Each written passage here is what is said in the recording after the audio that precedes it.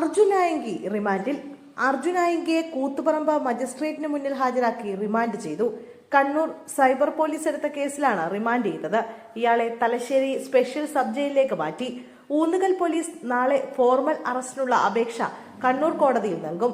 അതേസമയം അർജുൻ ആയങ്കി ജാമ്യാപേക്ഷ നൽകിയില്ല എന്നാണ് ലഭ്യമാകുന്ന വിവരം. അർജുൻ ആയങ്കി ഇന്ന് കീഴടങ്ങാൻ ഉറപ്പിച്ചാണ് തന്നെ കാണാനെത്തിയതെന്ന് അഡ്വക്കേറ്റ് ഡെലീറ്റ ടൈറ്റസ് മാധ്യമങ്ങളോട് പറഞ്ഞു. താൻ ആയങ്കിയെ ഒളിപ്പിച്ചിട്ടില്ലെന്നും പോലീസ് എത്തിയ ഉടൻ ആയങ്കിയെ കൈമാറിയെന്നും അഭിഭാഷക വ്യക്തമാക്കി. തളിപ്പറമ്പിൽ അർജുൻ ആയങ്കി ഉണ്ടെന്നറിഞ്ഞ് ഇന്നലെ ഉച്ച മുതൽ പോലീസ് നടത്തിയ നീക്കങ്ങൾക്കൊടുവിൽ പുലർച്ചെ 2:45 ആയങ്കി പിടിയിലാകുന്നത്.